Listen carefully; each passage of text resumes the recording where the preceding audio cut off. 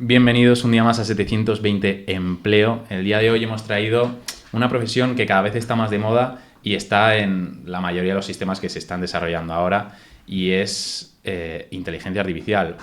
Principalmente estás investigando sobre la inteligencia artificial, si no me equivoco, ¿no, Alberto? Sí, Bienvenido. yo sobre todo me dedico a la investigación de inteligencia artificial, que digamos es el paso previo a la transferencia a empresas para que lo utilicen, lo exploten y tengan un beneficio. ¿Podrías hacer una presentación para todos aquellos que no te conozcan? Pues bueno, mi nombre es Alberto Nogales, actualmente soy investigador y profesor en la Universidad Francisco de Vitoria, en concreto trabajo en el Instituto CIEC, que desarrollamos modelos de inteligencia artificial enfocados a diferentes campos. Hemos trabajado en psicología, en seguridad alimentaria y ahora sobre todo estamos enfocados en arquitectura en cuanto a lo que son edificios, ¿vale? Y patrimonio cultural. Y sobre todo mi línea de investigación es las aplicaciones médicas. Mi formación es de ingeniero informático, ¿vale? De hecho estoy aquí al lado, en ICAI. Luego hice un máster de ingeniería del software e inteligencia artificial. Y después hice mi tesis doctoral en... Bueno, ahí empecé a trabajar con los datos. Todavía cuando yo empecé a hacer mi tesis, la inteligencia artificial existían los fundamentos, pero no podíamos aplicarla, no habíamos llegado a ese momento. No había datos suficientes, no había capacidad de cómputo suficiente. Entonces todavía digamos que era algo muy de fundamentos y muy teórico, ¿vale? Pero durante mi tesis, que la hice en la Universidad de Alcalá, sí que empecé a trabajar con datos, ¿vale? Y eso es lo que me llevó a la inteligencia artificial, ¿vale? Yo en 2017 es cuando empiezo a trabajar ya en inteligencia artificial, cuando empiezo a trabajar en la Universidad Francisco de Vitoria, ¿vale? Pero hasta ahora, pues mi background, digamos, como investigador era de una persona que trabaja y maneja datos, o sea, el perfil que ahora mismo se dirá que es un data scientist. Bueno, que algo tiene relacionado con la inteligencia artificial, Sí, ¿no? sí, bueno. En un nivel menor. Sí, digamos, bueno, hay diferentes perfiles dentro de lo que es un data scientist, ¿vale? ¿Y qué es la inteligencia artificial? Vamos a empezar un poco con este concepto para que todo el mundo que lo esté escuchando lo pueda llegar a entender, este podcast. Pues la inteligencia artificial son una serie de técnicas que intentan replicar cosas que hacemos los humanos sin tener que hacerlas como las hacemos nosotros, ¿vale? Es decir, nosotros sabemos el caso fácil, ¿no? Sabemos diferenciar entre un perro y un gato, pero ellos no lo hacen con nosotros, lo hacen de otra manera, encontrando patrones a través de modelos matemáticos, ¿vale? Pero la forma de aprendizaje que replican la inteligencia artificial, en este caso la inteligencia artificial que ahora está funcionando, que es el deep learning, o las redes neuronales, sí que se basa un poco, sí que replica un poco el aprendizaje que nosotros tenemos. Es decir, cuando tú eres pequeño, tu padre o tu madre o con quien suelas ir por la calle te va diciendo eso es un perro, eso es un gato, y tú al final infieres un patrón que te permite saber que es un perro y un gato. No utilizas una regla para saber que es un perro y un gato, ¿no? Tu cerebro directamente sabe reconocer que es un perro y un gato. En el caso de la inteligencia artificial es lo mismo. Le hacemos ver un montón de fotografías en las que le decimos esto es un perro y un gato, y al final infiere que es un perro y un gato. Claro, al final todo el tema del background de datos te ha servido mucho, ¿no? Porque toda la inteligencia artificial se basa en ir entrenando a una inteligencia artificial con datos, hasta que, bueno, con más un algoritmo, entiendo que luego... Sí, claro. O sea, yo todo lo que había hecho era de tratamiento de datos, ¿vale? Cómo trato datos para... bueno, mi tesis doctoral era sobre estrategias de Data Retrieval Strategies, ¿no? Estrategias para búsqueda en datos, ¿vale? Y entonces al final, pues sí, lo que hacías es trabajar con una gran cantidad de datos y ver cómo podías hacer unas búsquedas más eficientes en esos datos. Y bueno, pues sí, acostumbrado a trabajar con grandes cantidades de datos y sobre todo las herramientas, ¿vale? Ahí yo ya había empezado a trabajar en 2014, empecé a trabajar con Python y con todas las librerías que se utilizan para procesar datos. Entonces, bueno, ahí yo tenía un background de lo que es trabajar, preprocesamiento, manejo de grandes cantidades de datos, que me permitía estar más cerca de lo que era entender los fundamentos o los modelos de inteligencia artificial que actualmente estamos utilizando. Bueno, me surge un poco la pregunta de, en ingeniería informática, la rama esta de investigación no es tan conocida. De hecho, yo ni lo barajaba como una opción. ¿Cómo está esta rama actualmente? Bueno, a ver, en efecto, no se habla de la investigación, yo tampoco me lo planteé, ¿vale? Yo me lo empecé a plantear porque cuando yo terminé la carrera, las únicas opciones de trabajo que hay en el mercado era ser consultor, o trabajar en consultoría de programador.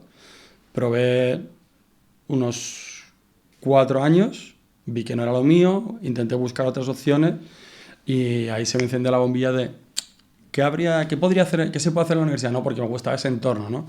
Ese entorno de...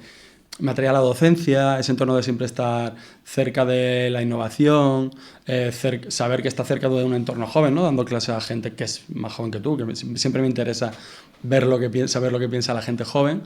Y en el caso y yo no lo conocía, ¿por qué en informática no se conoce? Porque hay mucho trabajo en la empresa, directamente. Hay mucho trabajo en la empresa, por lo tanto, la carrera está enfocada a que termines trabajando en la empresa. Hay un déficit de ingenieros informáticos. Por lo tanto, está enfocado hacia eso. En el caso, si hubieses estudiado física o matemáticas, te hubiesen estado hablando todo el día de investigación. ¿Vale? ¿Sí? Sí, porque durante muchos años los matemáticos y los físicos tenían dos opciones, o ser profes de instituto o trabajar en investigación, ¿vale? Ahora no, ahora se han dado cuenta que son gente con una capacidad de aprendizaje tan grande que pueden trabajar en cualquier campo cercano a las TIC, porque aprenden las cosas rápido, ¿vale? Pero si hablas con un físico, con un matemático, te va a decir, sí, a mí me han hablado de investigación mucho. En cuanto a cómo está ahora, bueno, ahora empieza a ser un buen momento, ¿vale? Durante mucho tiempo en España no se ha valorado la investigación, ¿vale? Como país poco enfocado a producir cosas que no sean turismo, sino cosas tangibles y que puedan desarrollarse y que puedan tener, digamos, puedan generar fábricas, patentes y eso nunca se ha considerado algo importante, ¿no? Como puede ser en Alemania, Reino Unido o en Estados Unidos. Durante mucho tiempo no ha sido importante, pero ahora está habiendo un cambio. Primero, por ejemplo, en la universidad lo que está ocurriendo es que hay un déficit de investigadores porque nadie se ha querido dedicar a eso por el tema de la precariedad. Y luego las empresas se están dando cuenta que los investigadores les dan un insight en cuanto a muchas cosas. Yo no sé si esto ha venido por esta moda que ha surgido, esta moda ha surgido en Estados Unidos, no. Esto que se ha visto en Estados Unidos de empresas como DeepMind y OpenAI, etcétera, que son empresas que tienen a gente que viene de la academia, que son investigadores. Han estado trabajando en la universidad mucho tiempo y luego han empezado a trabajar ahí. Y esas empresas son las que ahora han sido disruptivas. Entonces no sé si eso también ha hecho un poco de efecto llamada a las empresas, decir, oye, ¿por qué no contratamos investigadores? Montamos un pequeño departamento de I+D e intentamos avanzar. Bueno, si consigues una patente y la puedes explotar, hay mucho dinero.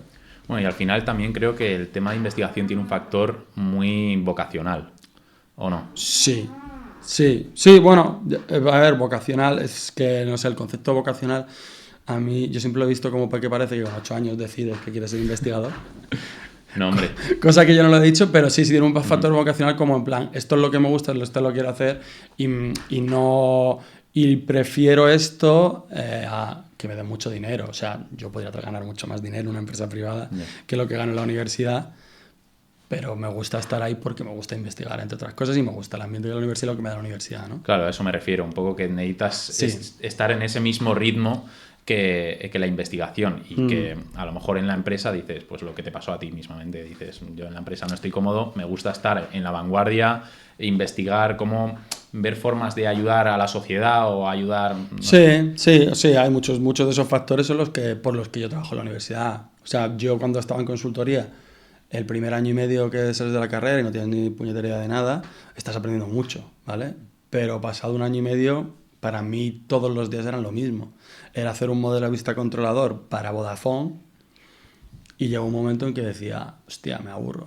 Y entonces ahí fue donde se me encendió la bombilla de la universidad, y en la universidad tiene esa parte de la innovación, también esa parte que tú dices de intentar generar algo que tenga una repercusión en la sociedad. En mi caso, aplicaciones médicas, pues ya me dirás. O sea, yo trabajo con cáncer, con enfermedades neuronales, y todo eso sí que hay una parte, digamos, de mí o de mi forma de ser o mi forma de ver el mundo, que es ver si puedes aportar algo que ayude a la sociedad. Sí, que el propósito que tienes ahora mismo no es el mismo que comentabas, por ejemplo, en Vodafone. No.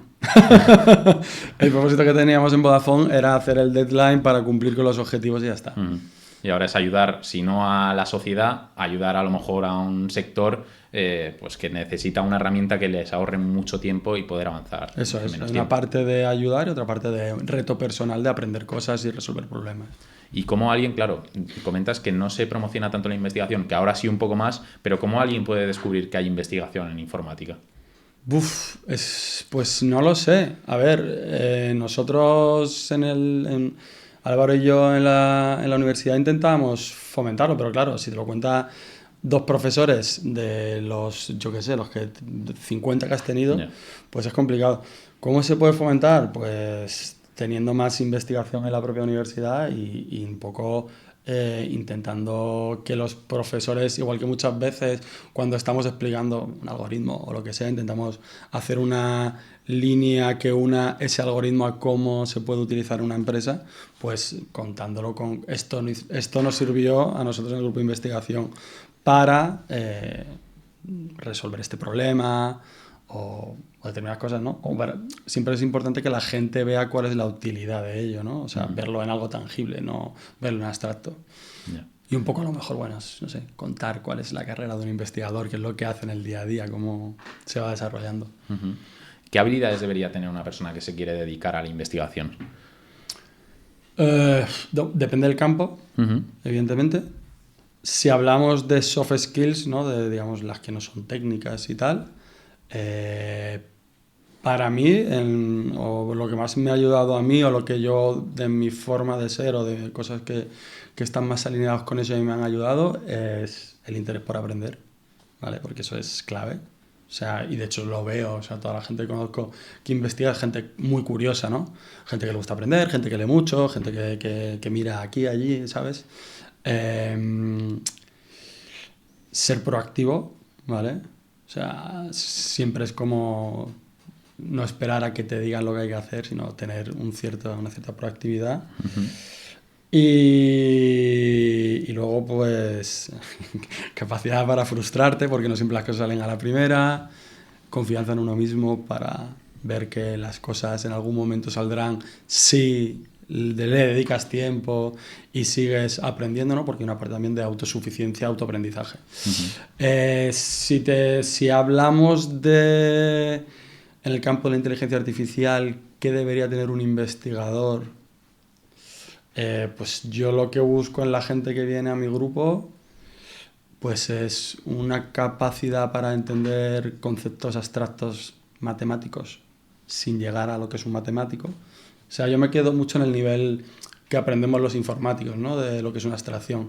Vale, esto sé que funciona así por determinadas cosas y me puedo hacer una idea, pero no tengo que entrar en profundidad de las matemáticas profundas como lo entendería un matemático o un físico, ¿vale? O sea, puedes llegar a ello, ¿vale? O sea, yo poco a poco empiezo a entender cosas más de los fundamentos matemáticos y alguna publicación estoy haciendo, pero sobre todo un nivel de abstracción para entender las cosas, cómo funcionan los modelos, cómo los puedo aplicar, cómo trabajo con los datos. Un nivel de programación aceptable, ¿vale? Tampoco hay que ser un súper programador, ¿vale? Porque al final haces mucho scripting, etcétera. Y que al final es con Python, ¿no? Que también Claro. facilita mucho la tarea. Sí. Y luego, pues, ser un poco creativo también. Porque al final lo que estás buscando es soluciones a problemas que no se han resuelto. Claro, es prueba, error, prueba, error, prueba, error. Sí, sí. Y un poco que se te ocurran cosas, ¿no? Pues esto si lo enfoco así, ¿no? Hay mucho pensamiento out of the box, ¿no? De si no voy a ver estas perspectivas, sino lo voy a ver de la otra. Y ahí encuentro la solución. Mola mucho que se está hilando un poco con el de la investigadora, porque entrevisté a una biomédica y muchos de los conceptos estos de habilidades se cruzan y al final, como ambos sois investigadores, me estáis comentando las mismas habilidades, entonces Sí, sí. que tenga en común está muy bien porque le va a servir mucho a los oyentes porque es información totalmente verídica. Sí, sí. Y vamos a pasar un poco a cómo es el día a día de un investigador, cómo es un día a día tuyo.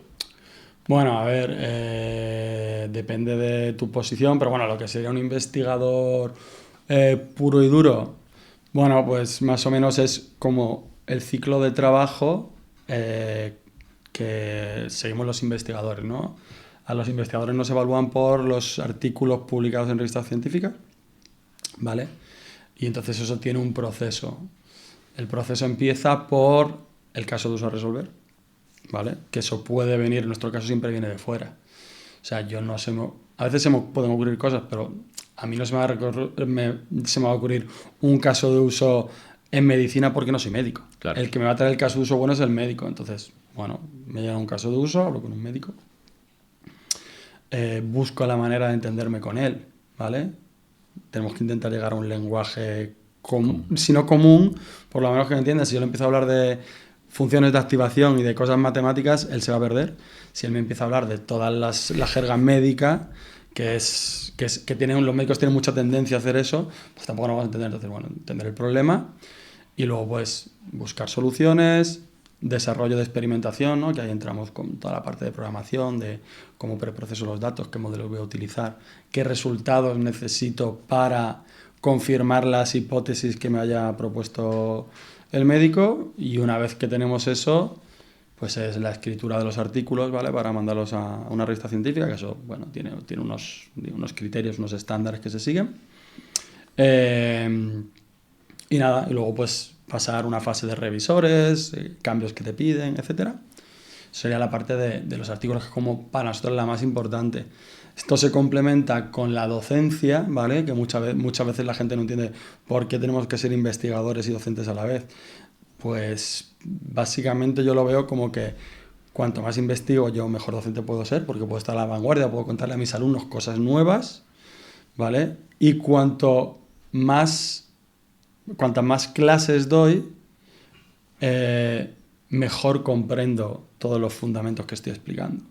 Y esto no solo es por las veces que yo lo cuento, sino porque muchas veces los alumnos me hacen preguntas, volvemos al pensamiento ese out of the box, que me hacen replantearme cosas y que me hacen ver las cosas de una manera que yo no las hubiese visto.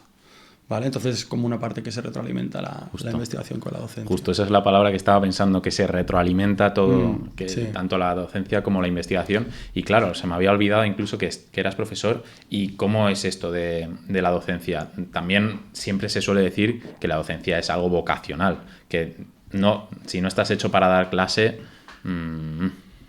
Sí, bueno, eso de hecho es para estar clase. No sé si tienes que estar hecho, te puedes adaptar, pero sí que creo que hay gente que si no consigue adaptarse a eso, no va a ser un buen profesor o va a pasarlo mal.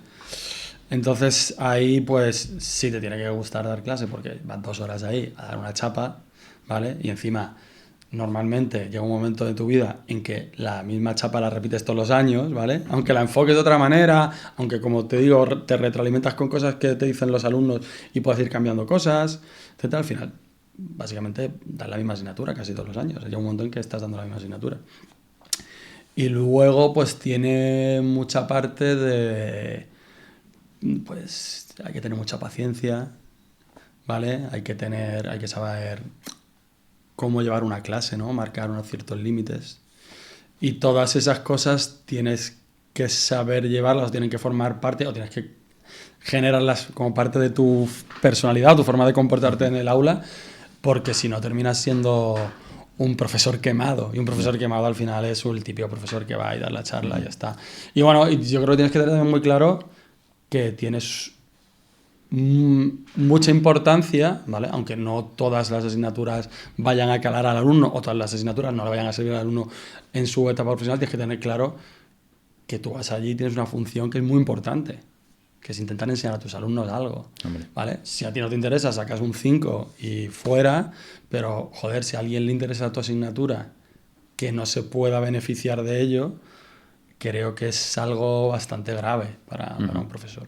Hombre, y que al final un alumno nota la energía del profesor y muchas veces el alumno se dice, joder, pues me llevo estos profesores, y hay muchos profesores que pasan de largo, que los ves y bueno. Sí, bueno, yo me he dado cuenta con los años, bueno, te vas dando cuenta, y no me refiero a las evaluaciones estas que hacen, porque eso al final está muy sesgado por muchas cosas, sino porque das clase en diferentes ámbitos, ¿vale? Yo, por ejemplo, este año estoy dando clase en un máster para trabajadores del Corte Inglés, que es un perfil totalmente diferente, en el que encima los alumnos eran gente de muy diversas edades. O sea, había gente de 50 y pico años, y gente que era desde gente de logística, de ventas, gente que estaba en la parte informática, muchos perfiles, y luego manda un feedback bueno. Entonces, lo que te das cuenta también es que muchas veces hay profesores, que como dices tú, que pasan sin pena ni gloria, porque no tienen interés.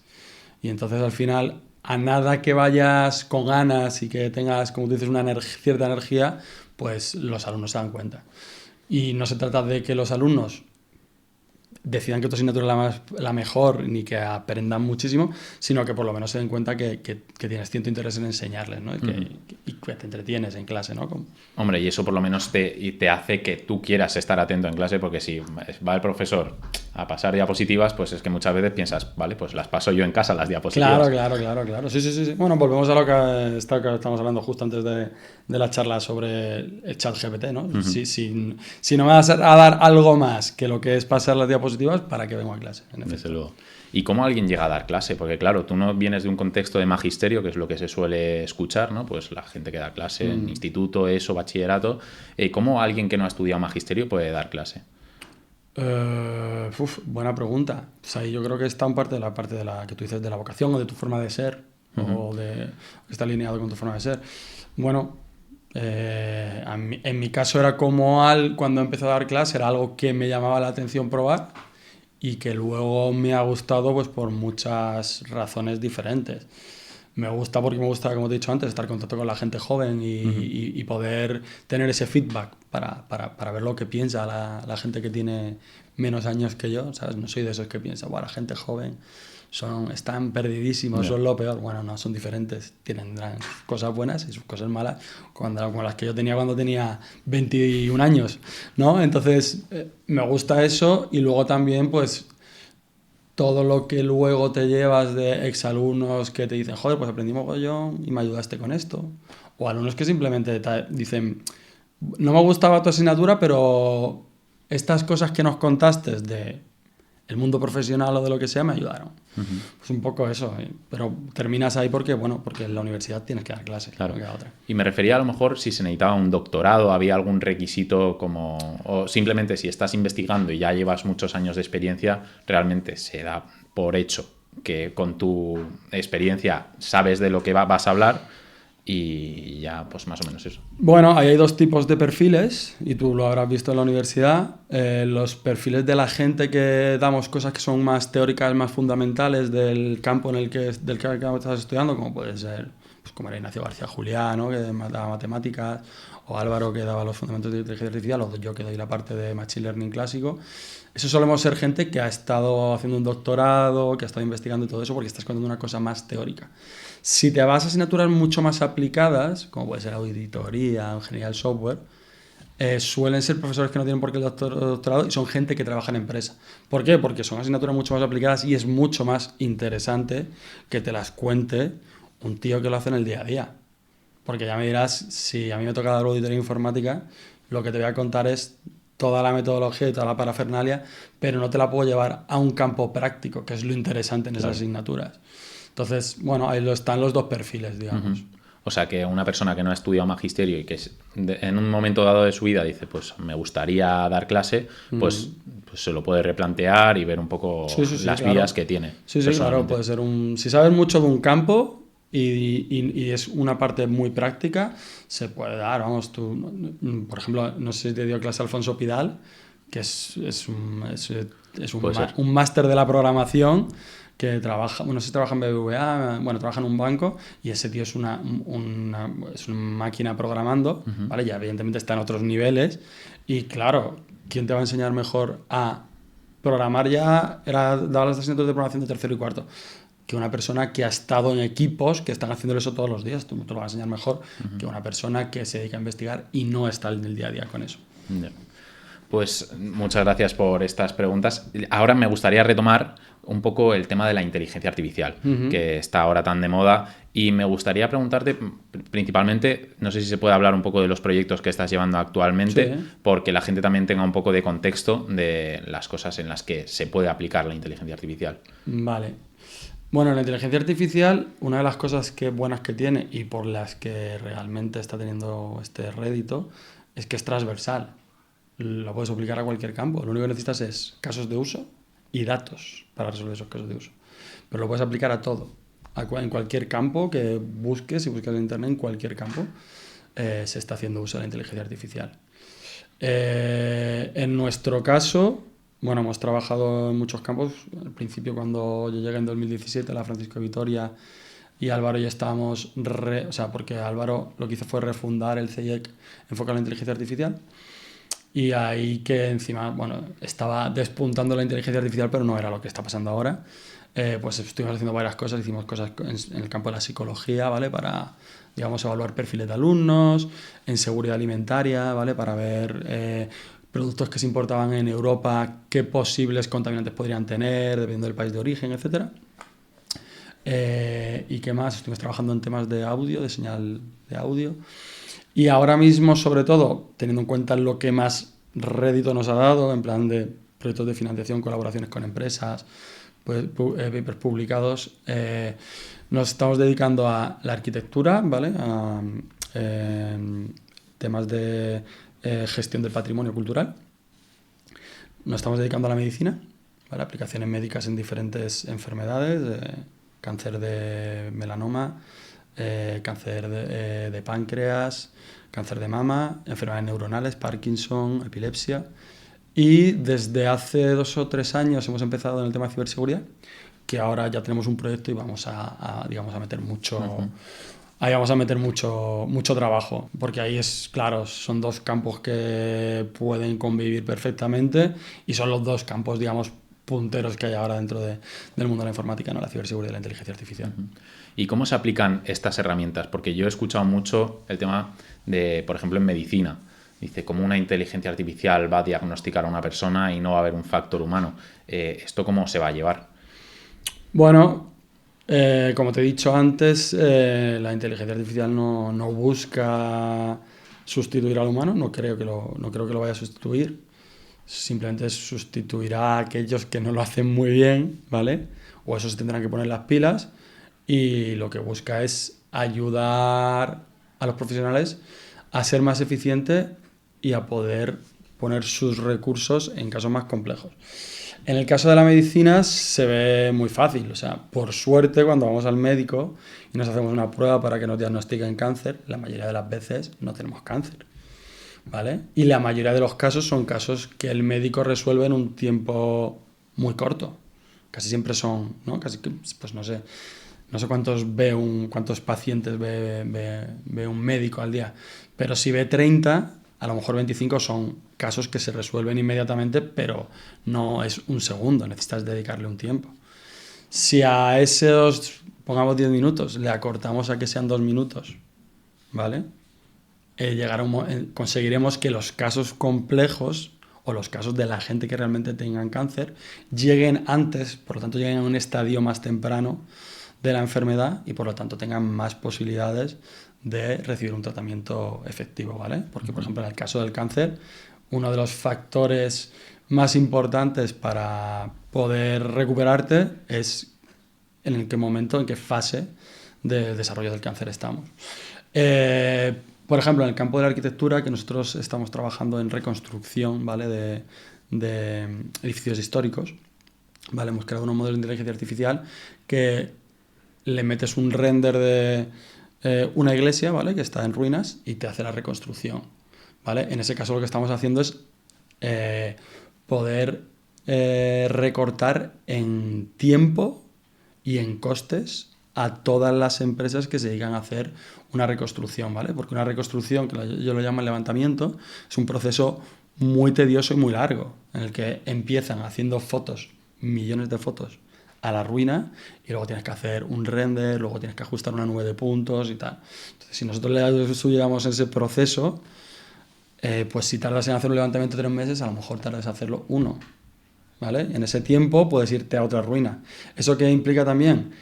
Que algo que se está viniendo abajo lo estás catalogando, o lo estás, digamos, haciendo todo este análisis de levantamiento antes de que esté más deteriorado. Uh-huh. Entonces, bueno, pues eso es lo que busca la inteligencia artificial. Sobre todo eficiencia, ¿no? Y ayudar a los distintos trabajadores a poder realizar su trabajo de forma, no sé si diría más simple, pero por lo menos que les ayuda en abreviar ese periodo de tiempo y eso que a lo mejor en vez de tener una tarea de análisis súper exhaustivo, pues tienes una tarea de, pues vale, me has sacado esto y tú ya analizas en función de lo que te ha sacado la inteligencia artificial, que ahí realmente ya te estás ahorrando un paso.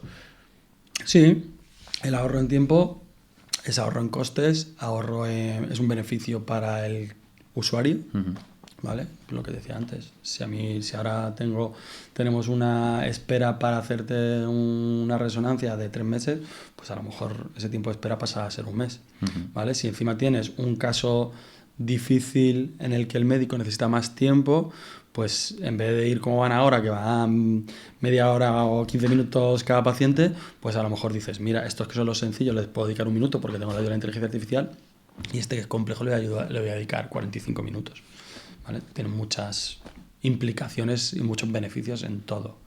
Veo que en el mundo laboral tiene una aplicación infinita, pero en la gente de a pie, ¿qué beneficios podría traer la inteligencia artificial? En la gente de a pie, bueno, yo creo que ese es el momento en el que creo que estamos en ese momento. O sea, yo creo que ahora la inteligencia artificial, lo que son los modelos, digamos, más teóricos o lo que hacemos en la universidad, ya hemos demostrado que funciona, y yo creo que ahora es el momento de ver cómo redunda eso en aplicaciones que vaya a hacer la gente que sea emprendedora o que se le ocurra algo y redunda en el día a día de la gente. Pero evidentemente puede tener muchas aplicaciones. O sea, ya tan solo ChatGPT puede tener aplicación, tiene múltiples de aplicaciones en el día a día. O sea, yo me voy en Semana Santa a Polonia y me echo un documento con todo, y a base de copiar y pegar en ChatGPT, estos son los hoteles, pum. Estos son los trenes que voy a coger, y me ha organizado el viaje de a qué hora salgo, a qué hora llego, cuánto me cuesta, y me ha hecho un presupuesto más o menos acorde, etcétera. Entonces, bueno, pues eso son aplicaciones que puede utilizar la gente en el día a día. O sea, el futuro de la IA es un poco tener un Jarvis, ¿no? Como tenía Iron Man, un asistente personal. Sí, al final es un asistente personal y lo puedes utilizar para muchas cosas. Lo puedes utilizar, pues yo qué sé, para echarte unas risas con tus amigos haciendo una canción en Suno. Pues sí. O sea, que sirve tanto para el entretenimiento también, ¿no? Porque hay mucha gente que se dedica al cine, como aquí nuestro coleguita, que está intentando hacer pues cortos con inteligencia artificial y que, oye, pues que están súper guays. Sí, bueno, ahí se abre ahora con Sora y con todo esto, se abre un mundo muy interesante, para mí muy interesante, porque, bueno, ahí luego ya vendrán los puristas a criticarlo, pero bueno, ahí eso es otro debate que podemos tener, en el que, vamos, yo estoy totalmente abierto a todas esas cosas. Y claro, estamos comentando realmente todo aspectos positivos. ¿Podrías decirme algún aspecto negativo de la inteligencia artificial? Bueno, tiene muchísimos aspectos negativos. El tema, como todo avance en el mundo, es, por desgracia, pues ya sabes, lo llamamos los humanos como somos, cómo lo utilizamos y quién lo va a utilizar, ¿vale? El problema de esto es que es una herramienta tan potente que evidentemente mucha gente lo va a utilizar para lo que lo va a utilizar, para tener más poder, para hacer el mal. O sea, en este caso yo siempre pongo un caso, digamos, como que cercano. Nosotros hicimos un modelo de inteligencia artificial para poder diagnosticar cáncer de mama con cámaras termográficas, ¿no? Cámara termográfica te dice qué temperatura tiene tu cuerpo en diferentes zonas. ¿Por qué es interesante tener cámaras termográficas, o sea, poder hacer un diagnóstico en cámaras termográficas? Porque la mayoría de aparatos para hacer un diagnóstico de cáncer de mama son costosos, son gigantes, no te los puedes llevar a cualquier lado, y luego generan bastante dolor, ¿no? Yo una cámara termográfica me la puedo llevar a cualquier sitio de África y hacer una foto y hacer un diagnóstico, ¿vale? Bueno, pues igual que eso lo que hace es entender en una mama de una mujer, bueno, también puede ser de un hombre, porque los hombres también pueden tener cáncer de mama, en qué lugar hay un tumor y si ese tumor es benigno o maligno. Esto lo puedo utilizar mañana Israel, por ejemplo, para ver en qué edificios hay niños y bombardearlo, porque un cuerpo emite calor y se puede ver. Entonces, tiene muchas cosas malas y ahora lo vamos a ver, por desgracia. Claro. ¿Vale? Encima del mundo como está cambiando y viendo que los que dominan el mundo ya no tienen filtro, pues vamos a ver que esto va a tener muchos problemas. Y de hecho, bueno, todas estas inteligencias artificiales, ahora veremos qué sesgos tienen, ¿vale? El ChatGPT de China seguramente tendrá una serie de connotaciones que no tienen otros ChatGPT, otros modelos de lenguaje, ¿no? De asistentes de lenguaje. Sí, es que al final es una herramienta y como toda herramienta, un martillo puede utilizarse para clavar clavos o para clavárselo a alguien en la cabeza. Eso es. Entonces, al igual que comentabas, pues esto de las imágenes térmicas, pues no hace falta irse a Gaza, sino que esa misma imagen la pones en un centro de salud y alguien de seguros dice, vale, pues le voy a subir el precio del seguro, a este también, claro. a este también. Bueno, de hecho, en ese caso, vamos, la inteligencia artificial se está utilizando para ver a quién en una aseguradora privada, para ver a quién aseguras, a quién no y quién te da beneficios, ¿no? Porque al final es el negocio de una aseguradora privada. Claro, hablemos de sesgo, ¿no? Esta palabra que has mencionado, ¿qué es el sesgo en los datos? Bueno, el sesgo en los datos es que muchas veces metemos variables que influyen en lo que decide o la solución que te da el modelo de inteligencia artificial y que digamos que son, por decirlo de alguna manera, injustos o no son totalmente justos y que pueden llevar a situaciones que éticamente son reprobables, ¿vale? Este problema viene sobre todo porque los datos no los entendemos todos igual y tu experiencia de vida y tu perspectiva de vida influyen en saber que los datos que estás recopilando son los necesarios, ¿vale? Y te pongo ejemplos, ¿vale? O sea, unos ejemplos que son como de la parte ética y otros ejemplos de la problemática que tenemos con los sesgos, ¿vale? Ya por naturaleza, ¿no? Creo que fue en el estado de California, ¿vale? Hicieron una inteligencia artificial para ver si a alguien le daban la condicional o no, ¿no? Entonces metían unos datos y veían si le daban de la condicional o no. Uno de esos variables que se recogió era la raza, ¿vale? ¿Qué pasa en Estados Unidos? Que la mayoría de reclusos son gente de raza negra. Por el simple hecho de que la mayoría de... O sea, la mayoría de gente, el estrato social más bajo, digamos, de la gente con menos recursos en Estados Unidos es una mayoría de gente negra. Por lo tanto, hay una mayoría de gente negra que terminan siendo reclusos. Por lo tanto, si metes una variable en la que la mayoría de gente son negros, pues en cuanto venga una persona negra, por mucho que cumpla las condiciones para darle la condicional, no se la vas a dar, ¿vale? Entonces se dieron cuenta de eso, tuvieron que quitar esa variable. Otro problema surgió creo que fue con el buscador de Google Images, que confundía gorilas con personas negras también, por el hecho de que...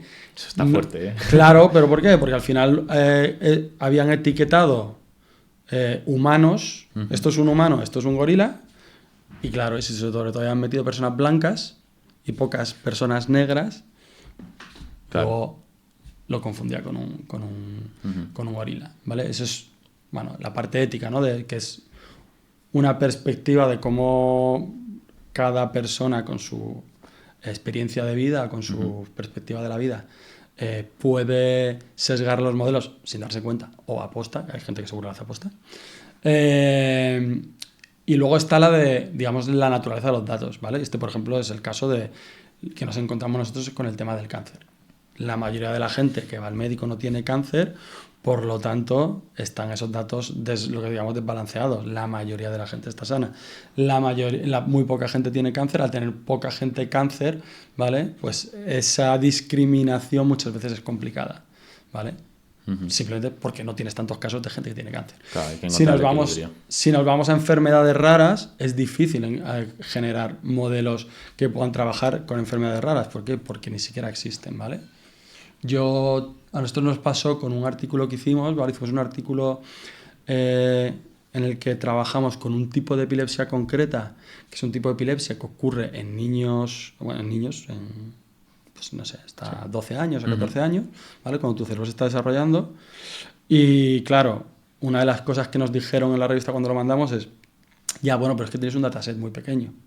Claro, pero es que no hay más. No hay más porque es muy difícil que las personas tengan esta enfermedad. Y luego tienes que tener una persona que tenga esa enfermedad, que sus padres se den cuenta, que vayan al hospital, se lo diagnostiquen y guarden los datos. Entonces todo eso genera sesgos. Y entiendo, bueno, que a la larga ya el tema de recopilar datos será más fácil porque al final tenemos datos, ya hasta la Alexa nos está recopilando datos todo el Sí, rato. Entonces a futuro realmente toda esta recopilación creo que será más sencilla. sí, es verdad que tenemos, evidentemente, tenemos datos por todos lados. Vamos generando datos yo desde mi casa, que está aquí al lado, hasta aquí, pues he generado datos. Aquí volvemos a aquí hay dos partes, que es volvemos a lo de cómo usan nuestros datos, ¿vale? Y luego también hay una parte de cómo estamos recopilando los datos desde el punto de vista de lo que la gente que trabaja en inteligencia artificial necesitamos, ¿vale? Muchas veces, digamos, hay una parte que es sensible a los modelos de inteligencia artificial, que es recopilar los datos de una manera eficiente, ¿vale? Y todavía no existen protocolos o no hay maneras estándares de recopilar datos o no hay mucha cultura de que recopilar los datos es una de las partes principales para luego que los modelos funcionen bien, ¿vale? Eso es un problema que yo me encuentro continuamente con los médicos, que te dicen, bueno, pero da igual si pongo, ¿no? Si no, no sé, me he encontrado con pacientes que pesaban 0 kilos, ¿vale? Porque han dicho, no, es que no le he preguntado. Entonces, pero tampoco es tan importante, ¿no? Que sea 0 kilos. Hombre, pues sí es importante. O quitamos esta variable o me la tengo que inventar. No, pero es que la variable de peso es importante, pues haberla recopilado, ¿no? Ese tipo de cosas. Todavía, digamos que en todo el pipeline de gente que trabajamos desde que se recopilan los datos hasta que generamos un modelo de inteligencia artificial, no hay esa cultura de hay que recopilar los datos de una manera estándar, siguiendo unos protocolos para que luego no haya problemas. Claro, que al final recopilar los datos veo que es una tarea compleja y que de unos datos que parecía que tenías gigas y gigas de datos, a lo mejor te quedas en 1 giga como mucho de toda la cantidad de datos ilegibles que tendrás. Sí, claro. Y claro, estamos comentando muchas veces este factor humano y que realmente es negativo, ¿no? El mal uso que se le puede dar a la inteligencia artificial. Y principalmente la pregunta que te quería hacer es la tecnología siempre se ha desarrollado principalmente para el sector militar. En este caso, estamos en lo mismo. Pues ahora mismo no lo tengo claro, porque todo esto empezó con mucho como, o sea, todos lo que son los grandes inicios de inteligencia artificial son como muy fundamentales. O sea, de hecho, los primeros de las redes neuronales que ahora utilizamos, los modelos de inteligencia artificial que ahora utilizamos, los primeros experimentos que se hacen es el reconocimiento de dígitos de código postal para cartas en Estados Unidos y cosas así. Pero claro, se está utilizando para temas militares y se va a utilizar y ahí va a haber, eso es otra guerra que vamos a tener. O sea, es la Guerra Fría, otra, y ahora está la inteligencia artificial entre todos estos que se pelean, pues para que se peleen un poquito más. Claro, es que yo veo en TikTok pues un robot a lo mejor que pinta un cuadro, pero es que ese mismo robot que pinta un cuadro también te sabe localizar un objetivo con balas, mismamente. Claro. Eso ya está, si no está pasando, está a punto de pasar, ¿vale? O sea, ya ahora es el que domine la tecnología, es el que va a ganar la guerra. Claro. Y respecto a esto, todo tendría que estar regulado. ¿Cómo ves la legislación actualmente de la inteligencia artificial? Bueno, con esto hay mucha polémica y me hace mucha gracia la gente que pone en LinkedIn. No sé si habéis visto es como un diagrama de estos de conjuntos que dice, que pone en plan, Estados Unidos, ¿no? Inventa, China copia, Europa regula, ¿vale?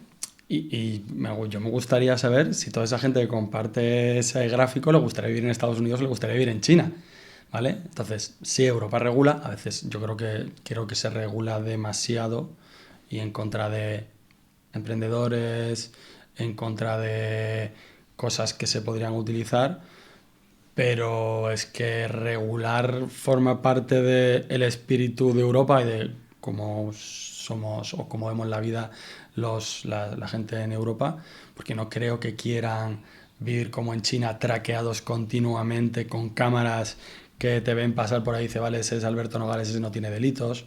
Ni creo que les gustase vivir como en Estados Unidos, en una individualidad extrema de la sociedad, en el que si mañana tienes un cáncer o te cortas, te jodes la mano, tienes que elegir qué dedo te quedas, ¿no? Entonces, creo que evidentemente hay que regularlo. Lo que siempre pasa es que los políticos primero no saben regular las cosas bien, porque no sé si no sé, bueno, no se apoyan en profesionales o no quieren. O no quieren, o lo Eso que... es otro problema aparte para quedar para otro podcast. Claro, casi, ¿no? dicen lo primero que se les ocurre y sin pensar en realmente en cuáles son las consecuencias. Y entonces al final terminan haciendo...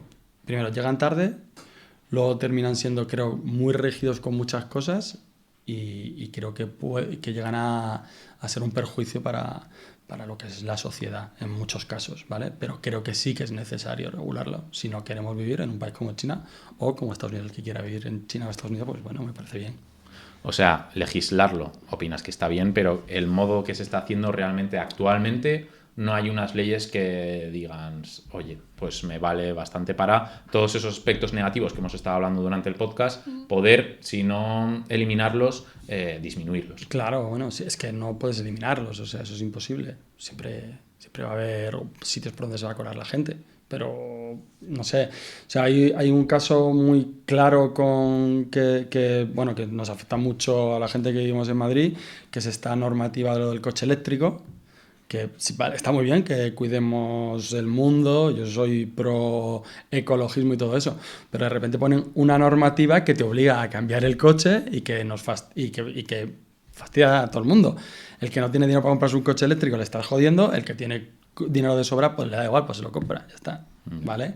Sin tener en cuenta lo que supone tener que desguazar un coche que a lo mejor funciona, lo que supone tener que hacer un coche nuevo y el impacto que tiene medioambiental. Entonces, es un claro ejemplo de cómo se legisla sin pensar en consecuencias para el usuario, para las fábricas, para las empresas, para lo que realmente está legislando. Pues en este caso yo creo que pasa lo mismo. Hay una sobrelegislación o llega tarde o muchas cosas. ¿Y cómo estás viendo la evolución de la inteligencia artificial? O sea, sobre todo veo que desde 2019 ha estado evolucionando de una forma exponencial. El ChatGPT antes no servía ni para tomar por culo y ahora mismo, por ejemplo, el nivel de redacción que tiene, pues mucho mejor que muchos escritores y el que mío, infinitas veces seguro. Pues sí, pues es, para mí, yo que lo he visto desde dentro, para mí es una locura. Yo empecé yo te he dicho, 2017 empecé a trabajar en inteligencia artificial.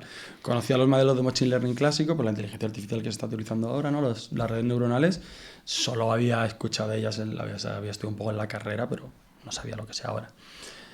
El primer artículo que yo hice relacionado con inteligencia artificial lo escribí en 2018, ¿vale? Y era un modelo de inteligencia artificial que lo que hacía era coger unos tesauros, ¿vale? Que son, digamos, una recopilación de terminologías de un campo, de una página web que recopila estas cosas, que estaban etiquetadas, el campo lo estaba asignado con unos curators, ¿no? Lo que se llaman data curators, ¿no? Que es gente que sabe de ese campo y dice, esto es biología, esto es matemáticas, esto es historia. Y entonces yo hice un modelo para poder, digamos, clasificar esos tesauros teniendo en cuenta las categorías de la Wikipedia, evitando esos sesgos que podían tener los data curators, ¿no? Sin que hubiese una implicación humana. Vale, eso me costó a mí hacerlo 4 meses. Eso ahora mismo se lo metes a ChatGPT y te lo hace automáticamente. Y han pasado 5 años. Sí, a mí el simple hecho de intentar entender lo que me estabas diciendo ya me estaba costando, o sea, imagínate. Claro, pues eso fue una cosa que a mí me costó hacer el desarrollo del modelo, pues 4 meses o 5 meses, y eso ahora mismo ChatGPT lo hace en 5 minutos. O sea, 5 minutos no, en 1 minuto. Lo que tarde en escribírtelo. Entonces, el desarrollo es exponencial. Yo creo que ahora mismo va a haber una estabilización de lo que son los modelos, porque creo que la inversión que tienen que hacer las empresas en hardware, desarrollo y todo eso es muy costoso para la mejora que se puede tener, y creo que ahora vamos a empezar a entrar en la era de lo que hablábamos antes de los sistemas multiagente, de varias IAs que se hablan entre sí para resolver un problema, y en las herramientas, que es lo interesante. O sea, que es lo interesante para la mayoría de la gente. O sea, que no se esperan estos próximos años. Pues eso, sistemas multiagente, pues ahora tienes ChatGPT que lo que te hace es generarte un documento, bueno, un texto, pues genérame la presentación formateada como yo quiero, méteme un vídeo de demostración que me generas tú el vídeo para demostrarme el caso de uso, genérame las imágenes que van a ir dentro del documento, etcétera. Claro, y esto, el fin del desarrollo, o sea, de la inteligencia artificial, ¿dónde está? Es infinito, o sea, va a haber, o sea, por ejemplo, se habla mucho del tema de, no sé la palabra, pero que los robots lleguen a tener conciencia. Sí, a tener conciencia. Bueno, yo eso lo veo muy lejos. Ahí hay diferentes teorías. Yo todavía lo veo lejos, ¿vale? O sea, a veces cuando veo a ChatGPT hacer cosas, pienso que razona, sé que no razona por los fundamentos que hay matemáticos que hay detrás, pero a veces me da la sensación que razona cuando hace cosas. Pero sí que sabemos que ChatGPT infiere ideas. Y te pongo un ejemplo. Tú le puedes decir, bueno, no ChatGPT, pero a Dalí o alguno de estas de generación de imágenes, tú le dices, dibújame un polo, ¿no? Un polo de helado. Y te lo hace. Y ahora tú dices, dibújame un ornitorrinco. Y te hace un ornitorrinco.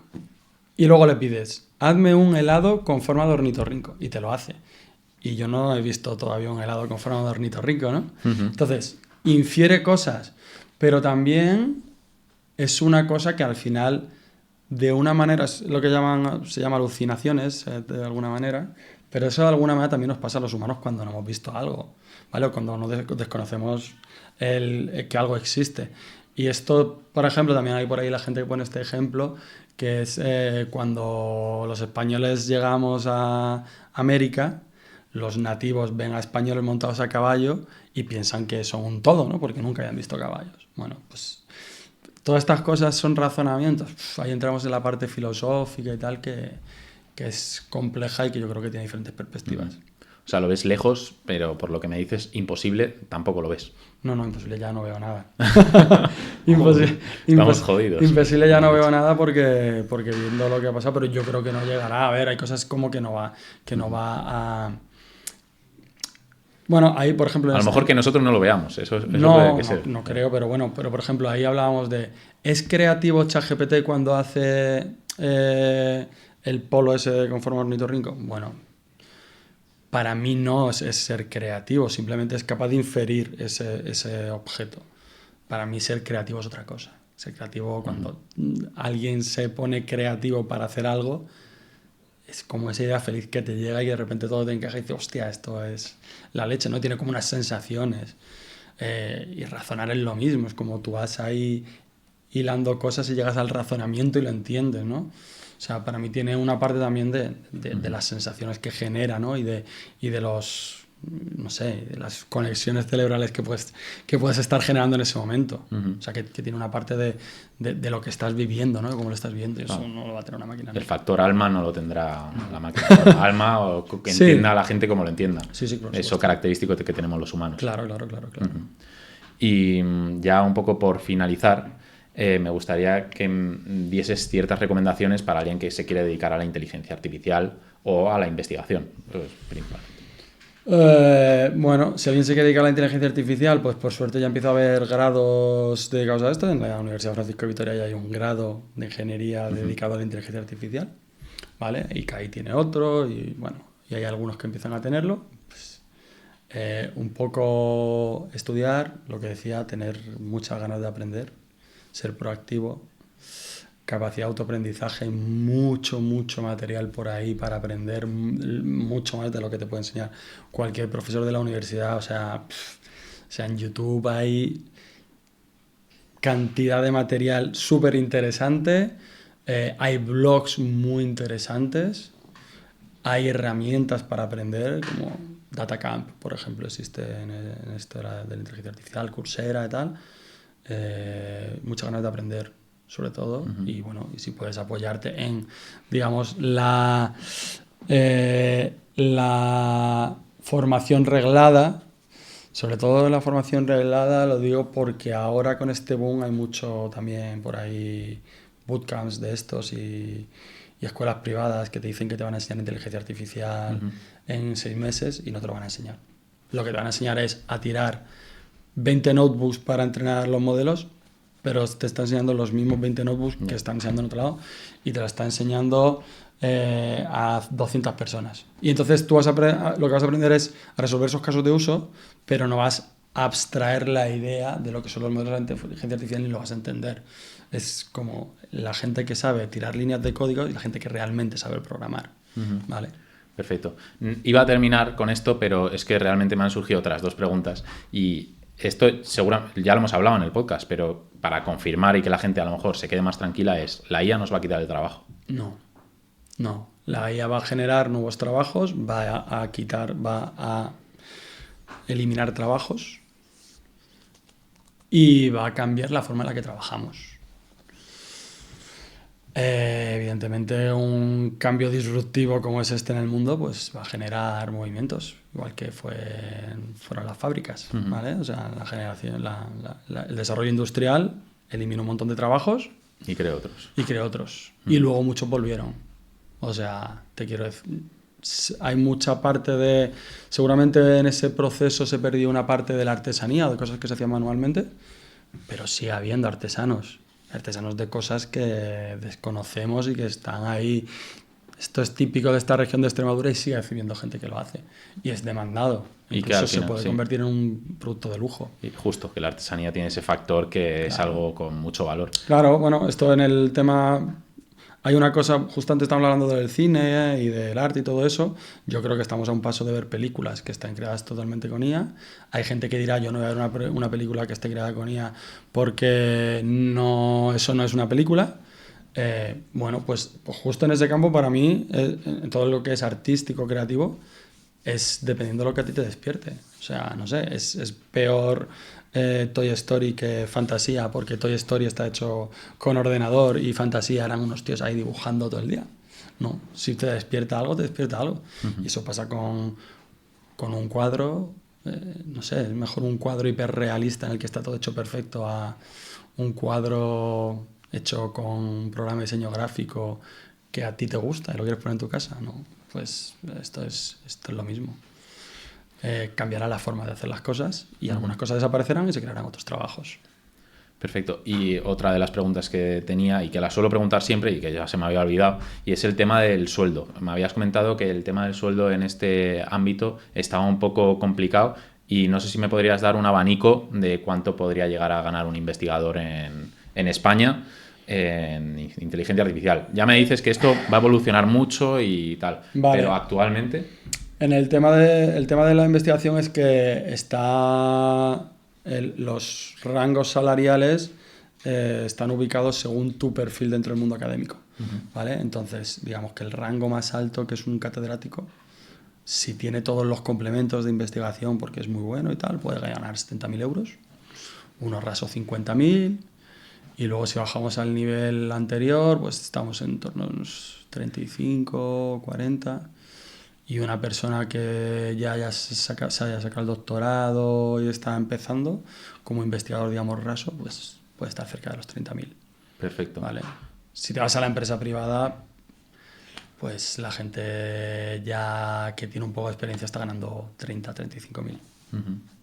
Pues muchísimas gracias. La verdad creo que ha quedado un podcast súper interesante y para todo aquel que se quiera dedicar a la investigación de la inteligencia artificial le va a encantar. Y ya no solo eso, sino a aquellas personas que tienen cierta curiosidad por la inteligencia artificial, de cuáles son los pros, los contras, cómo nos va a beneficiar, viene para quedarse, pues resolverle aquellas dudas, principalmente, por ejemplo, mi abuela, que siempre está, no, la inteligencia artificial mal, pero ahora por lo menos va a saber que es mal, ¿por qué? Bueno, siempre le puedes contar que hay gente que está intentando hacer cosas para la medicina, que eso nos viene bien a todos. Pues nada, muchas gracias a ti por invitarme y por tener la charla que ha sido muy interesante. Muchísimas gracias y muchísimas gracias si os habéis quedado hasta aquí, darle like, comentar y pasárselo a algún interesado de la inteligencia artificial, a alguien que se quiera dedicar a esto o que posiblemente pueda dedicarse. Así que nada, chao. Hasta luego.